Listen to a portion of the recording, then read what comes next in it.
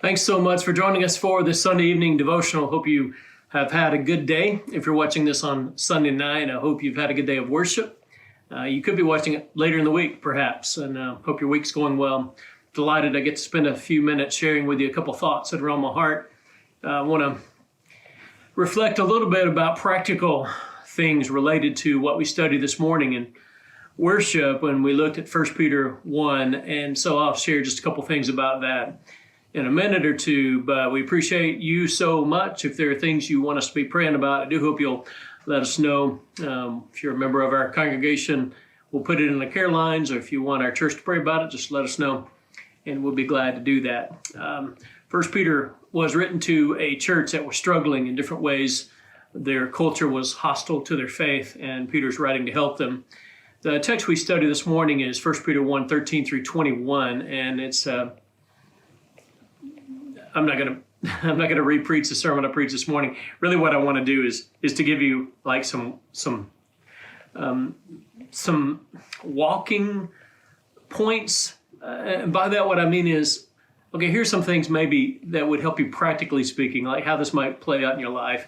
And the three ideas that come out of the text were that Peter encourages us to set our minds fully on the hope that will be revealed on the grace that will be ours when Jesus comes again. And then the second one is be holy. And the third one is to live our lives in fear before a God who judges impartially. And so let me give you a couple things to think about this week. I know we've got people all over the spectrum age-wise. You know, some people are full-time employed. Some people are retired. We got students, and I hope some kids are watching this with your family tonight. So I want to try to apply this in different ways, but just these three things kind of correspond to how we ought to live practically. One is, let me encourage you, live this week. Just focus on this week. Maybe write something down and carry it with you, pray about it. Live this week like this world as it is not your home forever. Just to think about the pilgrim idea. Think about the exile idea. Peter says, set your hope fully on the grace that will be yours when Jesus comes again. This is not the way it's supposed to be. And so there's a reason why you don't feel completely at home here. You're not supposed to. This world as it is, it's not the way it's always going to be. It's not the way it once was.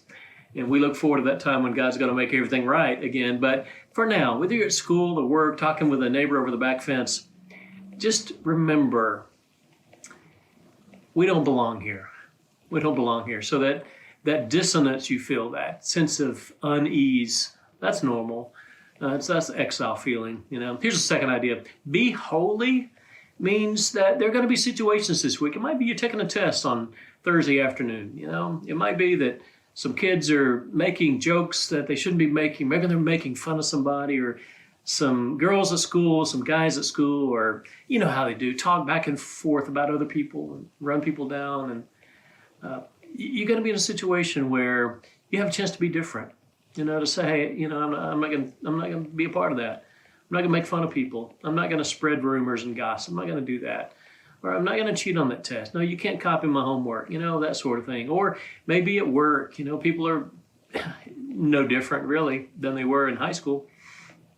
Talking about other people in the coffee break room, you know, or just twisting the numbers just a little bit, or stepping on other people to get ahead, just stuff like I'm not going to do that. Holy means different. It means set apart, which means different, because the God way is not the world's way. And so there are going to be situations this week where you have to make a decision. Am I going to do it the world's way? Am I going to do it God's way? Here's the third thing, is live your life this week at school, at work, in your neighborhood, in fear of God. Now, that might make you uncomfortable, and I understand that. It makes me a little bit uncomfortable saying it and thinking it. Live a fearful life. And I always feel like I need to offer the caveat. And the caveat is, we trust in God. We believe in God fully. We have full confidence that God will do what he says he's going to do. We're completely and totally forgiven. There's no condemnation to those who are in Christ Jesus, and God's going to save us fully. We believe that. All right, having said that, having offered that caveat, there are so many biblical texts that say that we ought to live our lives with an attitude of fear, awe, and respect of a holy and sovereign God. And so what that means is there are going to be situations this week, decisions we got to make, just to be aware, constantly aware that we live our lives under the watchful eyes of a loving, kind, gracious, holy, sovereign God. That he cares what we do. He cares. He cares if you cheat on the test or don't. He cares if you look at the lustful side on the internet or not. He cares. He's concerned about that. He cares if you are just a little bit dishonest or if you go out of your way to be honest. He cares if you keep your word to your kid. He cares. If you say you're going to show up for the ball game, you show up for the ball game. He cares about stuff like that. He wants us to be people of integrity because that's who he is, and that's what he created us to be. So we live our lives with a constant awareness that we are walking in front of the watchful eyes of a loving, kind, holy, sovereign God who impartially judges. That's what Peter says. So I guess what I'm asking you to do is to take the text and live it this week and just think about it maybe every day. It's going to apply to live your life as if this is not your permanent home. Be holy, be different, be willing to be different, stand apart from the crowd, and be aware that God is watching and concerned about your life. Not in a boogeyman kind of like I'm out to get you sort of way, but a God who cares, a God who loves you, and a God who created you for better. He created us for better than what we sometimes do and offer him. Thanks for joining us. We're going to play some songs. I hope you'll sing along. And it'll be a good time of worship this evening. And I'm going to pray before we finish up, okay? Let's pray. Father, you are good and God and gracious. And Peter reminds us this week in our study that this world, this current experience is not permanent. It's just here for a bit. And we're pilgrims, we're exiles. We are just passing through, in a sense, Lord. Help us to remember that. Not to put our roots down too deeply in this present world. Help us to remember that this week, please, Lord. Help us to be holy, to be willing to be different. Help us to realize, Lord, you care. You're watching us. You care about us. You care when we do good and when we do bad. You care. And we pray we'll be aware of that. We love you, Lord, and we do thank you for being so good and patient with us. Help us this week to honor you in the way we live before a watching world. We pray this in Jesus' name. Amen. My hope is built on nothing less than Jesus' blood and righteousness. I dare not trust the sweetest frame, but wholly lean on Jesus' name. On Christ the solid rock I stand. All other ground is sinking sand. All other ground is sinking sand. When darkness veils his lovely face, I rest on his unchanging grace. In every high and stormy gale, my anchor holds within the veil. On Christ the solid rock I stand. All other ground is sinking sand. All other ground is sinking sand. When he shall come with trumpet sound, oh, may I then in him be found, dressed in his righteousness alone, faultless to stand before the throne. On Christ the solid rock I stand. All other ground is sinking sand. All other ground is sinking sand.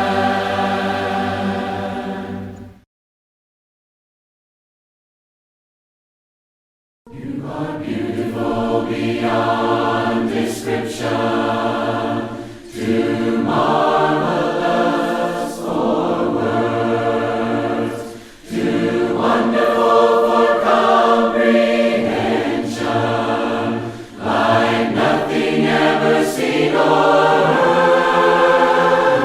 Good and grass, your infinite wisdom, who can fathom the depth of your love?